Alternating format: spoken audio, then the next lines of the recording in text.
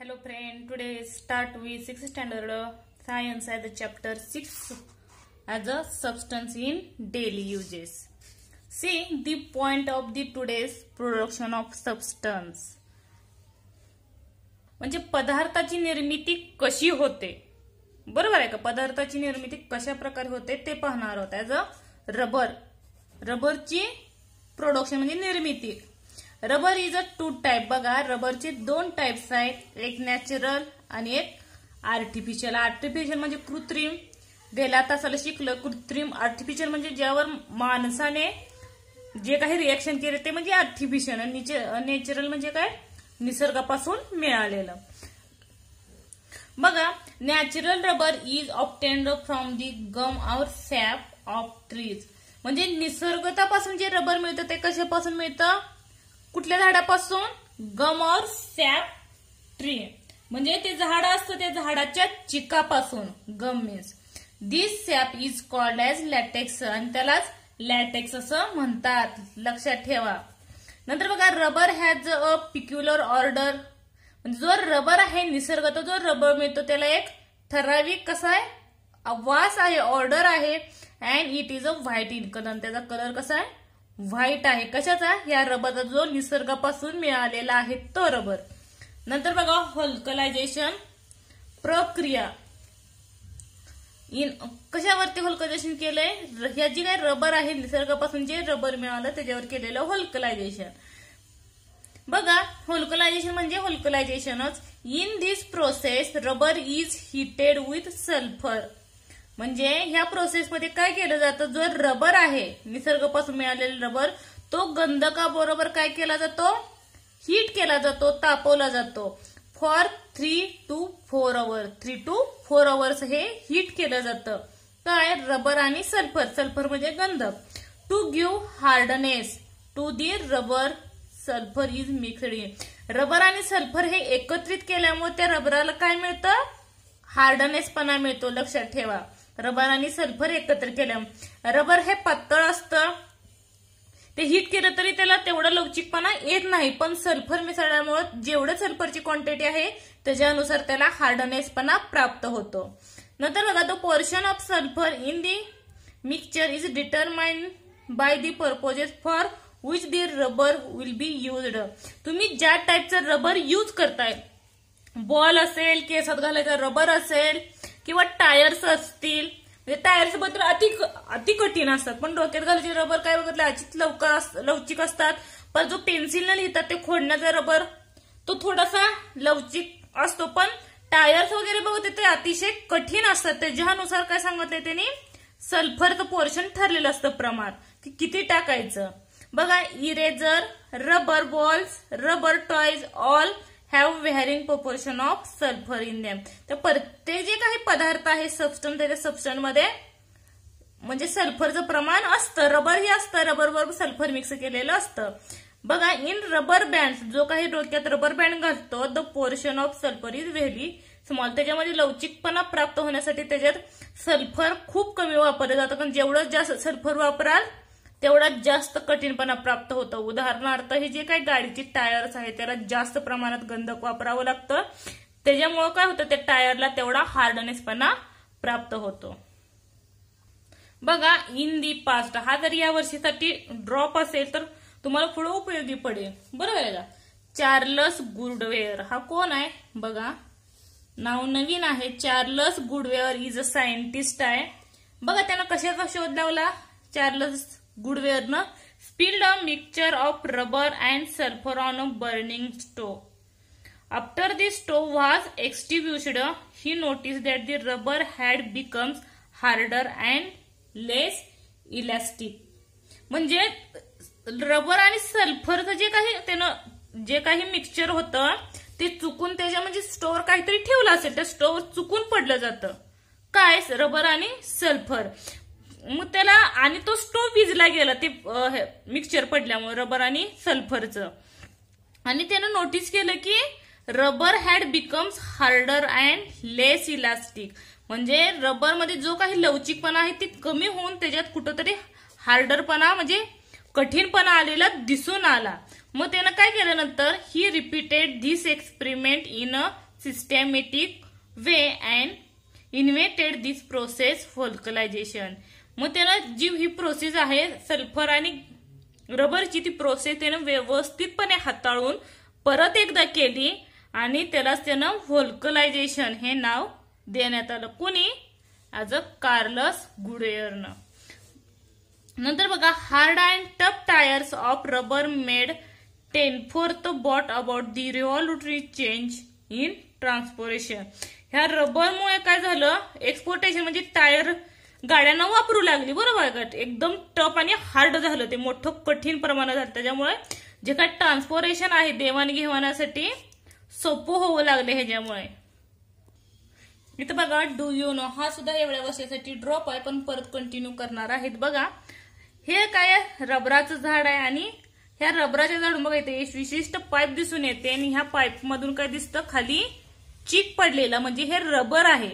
Naturally जो निसर्गापासून जो रबर मिळतो तो आहे. आणि ह्या रबरवरती गंधक मिक्स करून तो तापवला जातो आणि जे काही वस्तू बनवायचे त्याच्यानुसार तो गंधक यूज करून बनवला जातो. बघा काय माहिती आहे का तुम्हाला. बघा rubber is a natural substance obtained by collecting the LaTeX of certain tree. म्हणजे हा जे काही रबर आहे ते लॅटेक्स या झाडापासून जो काही चीक आहे लॅटेक्स तो मिळवला जातो. ऍज अ लॅटेक्स मीन्स चीक. हा जो पांढरा कलरचा दिसतो त्याला चीक म्हणलं जातं मराठीमध्ये. That means of the latex. Rubber trees are found in abundance in Brazil. रबरचा पहिले झाड जे कुठं असेल तर ते ब्राझीलमध्ये होतं. Later this trees is planted in other countries. मग परत ते प्लांट काय करू लागले, अदर कंट्रीज मध्ये लावू लागले, कारण त्याचा उपयोग मोठ्या प्रमाणात होऊ लागला, बरोबर. दळणवळणात होऊ लागले, कारण मोठमोठी जी झाडांची टायर्स आहेत बनवू लागले. टॉयज असतील, रबर बँड असतील, खेळण्याची जे बॉल वगैरे आहेत सर्व काही कशाचे होऊ लागले, रबराचे होऊ लागले. त्याच्यामुळे ते दुसऱ्या देशातही दुसऱ्या कंट्रीजमध्ये लावू लागले. The botanical name of the tree लक्षात ठेवा. Botanical name of the rubber बघा काय आहे, Hevea brasiliensis. In India the maximum production of rubber in Kerala. आपल्या इंडियामध्ये केरला मध्ये रबरचं प्रोडक्शन निर्मिती केली जाते. बघा इथं मॅन्युफॅक्चरिंग पेपर म्हणजे पेपरची निर्मिती कशी केली जाते. बघा ही ट्रीज आहे ज्यापासून आपल्याला कागद बनवायचे, ती ट्रीज घेतली, त्याचं काय केलं जातं, लॉक्स ऑफ वूड म्हणजे त्याची साल काढली जाते. पिलिंग दी लॉक्स, डी बार्किंग दी लॉक म्हणजे ओढक्याची साल काढली जाते आणि जो काही लाकूड आहे लॉक्स पुढे ढकलला जातो. पुढे ढकलून त्याचा थोडाफार लगदा केला जातो आणि त्यात काय केलं जातं, त्याचा एक पल्प बनवला जातो. आकृतीमध्ये दिसते पल्प बनवला जातो. पल्प म्हणजे काय, लगदा केला जातो आणि त्याच्यात आवश्यकतेनुसार डायज ऍडिंग दी डायज, ह्यात काय टाकलं जातं, आवश्यक असणारे रंग, ज्या कलरचा आपल्याला पेपर बनवायचे त्याच्यानुसार ते डायज मिक्स केलं जातं. व्हाईट असेल व्हाईट, ब्राऊन, रेड कसा बनवायचा तसा. आणि तो पुढे टाकला जातो कशामध्ये, हा रोलर आहे त्या रोलरमध्ये प्रेस केला जातो. जो काही पल्प बनवलेला आहे तो पल्प बनवून परत काय तयार केले जातात, जो काही कलरचा पाहिजे तो पेपर तयार केला जातो. Wedding the papers on reels म्हणजे त्याचा गुंडाळा केला जातो त्या पेपरचा. बघा आता पेपरचा डिटेलमध्ये माहिती पण दिली आहे. Paper is a substance or material formed due to the interweaving of the cellulose fibre in grass. म्हणजे हा कागद कसा निर्माण केला जातो, ग्रासचं जे फायबर आहे सेल्युलोज फायबर्स पासून निर्मिती केली जाते. पेपर सबस्टन्स वूड रॅग्स और वेस्ट पेपर. दस paper is kind of network of cellulose paper. म्हणजे धागे जे आहेत सेल्युलोज धागे म्हणून हे ओळखले जातात, म्हणजे सेल्युलोज फायबर्स. धागे, फायबर्स म्हणजे धागे. नंतर बघा how is paper made. Paper कसा तयार होतो, बघा कसा तयार होतो. कोर्निफेरस ट्रीज म्हणजे कोनाकार जे ट्रीज असतात ज्याचा शंकूसारखा कोनासारखा असा आकार असतो, बघा बघितलं असलं तर अशोका वगैरे ट्री आहे त्याचा जो कोनासारखा वर कोन दिसतो आणि असं असं झाड असतं ते आणि त्याची उतरती पाने असतात.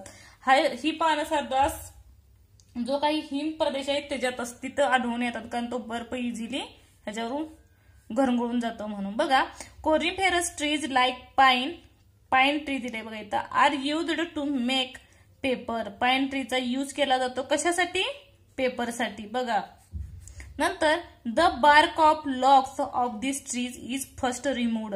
त्याचा जो साल आहे, बार्क म्हणजे काय, जी झाडाची साल आहे ती ओळखेची साल काढली जाते. आताच पाहिली, ओळखेची साल काढली जाते आणि of this tree first removed and the wood broken into small pieces. नंतर त्याची साल काढल्यानंतर पुढे तो ढकलला जातो आणि नंतर त्याचे काय केले जातात, स्मॉल पीसेस मध्ये तुकडे केले जातात.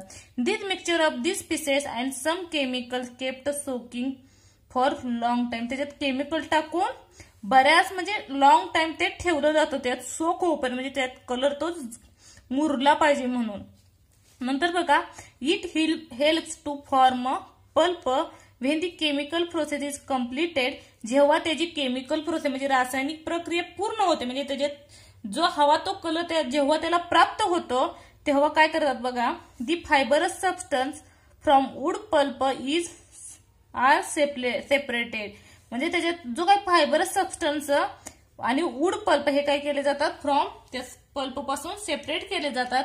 And some dyes are added. आणि त्याच्यात काय केले जातात, डाय जो आहे तो ऍड केला जातो. The pulp is passed through roller.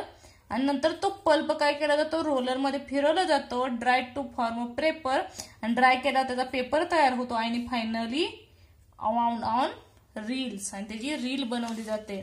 Paper and wood are closely related. बघा, पेपर आणि लाकूड हे काय क्लोज एकमेकाशी संबंधित आहे. To save trees. त्याच्यासाठी ट्री सेव्ह करा. It is necessary to use paper sparingly. आणि पेपर म्हणजे तेवढंच, पेपर सुद्धा वाचवणे तेवढेच गरजेचं आहे. जेवढं म्हणजे पेपर वाचवणे म्हणजे झाड वाचवणे, एवढे लक्षात ठेवा तुम्ही.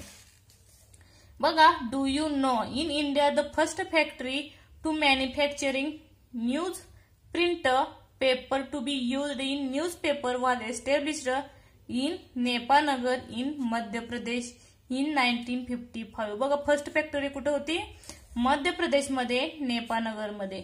कधी, 1955. Paper is also manufacture at Songadh in Gujarat. In Maharashtra there in a paper factory. बघा, महाराष्ट्रात कुठं आहे, Ballarpur, the near of Chandrapur. हे चंद्रपूरच्या जवळ आहे बल्लारपूर. नंतर बघा, सिंथेटिक फायबर. बघा, can you tell from the substance in nature can you get thread of fibre. म्हणजे नैसर्गिकरित्या कोणकोणत्या पदार्थापासून धागे मिळतात. कुठले, सिल्क असेल, पाहिले आपण पहिल्या तासाला, बरोबर आहे का. सिल्क, कॉटन वगैरे पासून आपण नॅचरल थ्रेड किंवा फायबर मिळतं. What is the cloth made from. म्हणजे जे काही कपडे वस्त्रे आहेत ते कशापासून निर्माण केली जातात. कशापासून, फायबर ऑफ थ्रेड पासून. त्याची गुंफण केली जाते, परत तो ज्यापासून क्लोथ्स बनवले जातात. बघा, from the time was first throughout that artificial yarn could be produced to meet the clothing needs of increasing population. जेव्हा इन्क्रीजिंग पॉप्युलेशन झाली, इन्क्रीज म्हणजे वाढती लोकसंख्या झाली, तेव्हा कशाची गरज भासू लागली, artificial yarn of the produced. तेव्हा काय केलं, आर्टिफिशियल म्हणजे कृत्रिमरित्या धागे बनवण्यास सुरुवात केली. Much research and progress the taken place in field. Innumerable kinds of synthetic of artificial thread are now available. सध्या जर बघितलं तर सिंथेटिक आणि आर्टिफिशियल थ्रेड मोठ्या प्रमाणात, इनन्युमरेबल म्हणजे मोजताही येणार नाही एवढे सिंथेटिक आणि आर्टिफिशियल थ्रेड आपल्याला दिसून येतात. Nylon, dacron, terene, polyester, rayon are names of the virus of synthetic thread. हे सिंथेटिक थ्रेडचे हे नावे आहेत. म्हणजे नायलॉन, डेक्रॉन, टेरिलियन. आता ह्याचाच अभ्यास आपण करणार आहोत. बघा, almost all the artificial made from natural fibre in the olden days can now made from synthetic fiber. Nylon, rayon, teridian, acrylian are all synthetic thread and many artificial in our daily use of made from them. यातलं बघा, nylon हे नाव कसं पडलं बघा, आणि कुठले धागे कसे असतात हे धागे नायलॉनचे. This thread were invented at a same time in same time म्हणजे सारख्याच प्रमाणात न्यूयॉर्क अँड लंडन. म्हणजे पहिला जो शोध आहे थ्रेडचा ह्या धाग्याचा न्यूयॉर्क आणि लंडन सेम टाइम मध्ये लागला, म्हणजे सारख्याच वेळी लागला. म्हणून यातलं काय केलं, न्यूयॉर्कचा NY बघा, न्यूयॉर्कचा NY आणि लंडनचा LON हा शब्द जोडून त्यांनी नायलॉन हा शब्द काय केला, तयार केला कंबाईन करून. बघा, London were combined to the name of nylon. Nylon thread have a shine. बघा, नायलॉनची थ्रेड कशी असते, शाईन असते, स्ट्रॉंग असते, ट्रान्सपरंट असते आणि वॉटर रेजिस्टंट सुद्धा असते. दे आर युज्ड, ह्याचा यूज कशासाठी केला जातो, of the manufacturing cloth, finishing net आणि रूप्स. हे विचारलं जातं बघा एक्झामला सुद्धा एका वाक्यात. म्हणजे नायलॉनचा यूज कशासाठी केला जातो, cloth, finishing net, rope etcetera ह्याच्यासाठी यूज केला जातो. नंतर बघा rayon. Cotton and wood pulp is dissolved in a chemical called sodium hydroxide to make a solution. ह्याच्यामध्ये काय झालं केलं जातं, कॉटन म्हणजे काय, कापूस आणि लाकडाचा लगदा हे काय केलं जातं, डिझॉल्व्ह केलं जातं आणि त्याच्यामध्ये काय केलं जातं, सोडियम हायड्रॉक्साईड नावाचं रसायन विरघळून काय केलं जातं, टू मेक सोल्युशन बनवलं जातं आणि thread are obtained from the help to of machine. हे द्रावण यंत्राच्या सहाय्याने जे काय केलं जातं, धागे बनवले जातात रेयॉनचे. आज there thread have a shine and strength. ह्याचे सुद्धा थ्रेड कसे असतात, शाईन आणि स्ट्रेंथ असतात. They are said to be synthetic silk. त्यालाच काय म्हणलं जातं, सिंथेटिक सिल्क. हे विचारलं जातं बघा, shine and strength they are said to be, त्याला काय म्हणलं जातं, as a synthetic fibre. MCQ मध्ये विचारलं जातं. They appear to be shining bright like the sun rays. हे जी शाईन कशी असते, जे काही सनचे रेज फिरतात, सूर्यकिरणे त्याच्याप्रमाणे असतात, म्हणून ह्याला नाव काय देण्यात आलं, रेयॉन. सनचे रेज ब्राईट शायनिंग असतात म्हणून ह्याला रेयॉन हे नाव देण्यात आलं. नंतर बघा डेक्रॉन, टेरिलियन अँड टेरिन. तिन्ही धागे कसे असतात बघा. The various hydrocarbons obtained from minerals oils are used to make polymer chain. A solution of such a polymer is passed through the strainer. The fine holes the fibers from after cooling are long and unbroken thread. ह्याच्यामध्ये कुठलं solution केलं तयार mix केलं जातं, minerals oil with a various hydrocarbons. Hydrocarbons means substance obtained from the mineral oil आणि त्याच्यापासून काय, unbroken म्हणजे न तुटणारी, लवकर न तुटणारी अशी चेन आणि लॉंग थ्रेड फायबर बनवली जाते. Different types of chemical are used to make thread of various properties. ह्याचा काय गुणधर्म आहे की निरनिराळे रसायन वापरून काय केले जातात, ऍज अ वेगवेगळे थ्रेड तयार केले जातात. This different threads have been named various as Dacron, Terylene, Terene etcetera. म्हणजे ह्याच्या नावाप्रमाणे म्हणजे त्यात ज्या केमिकल नुसार जे ते धागे बनवले जातात ऍज अ आर्टिफिशियल. व्हिडिओ आवडल्यास लाईक करा, सबस्क्राईब करा आणि कमेंट करा. धन्यवाद.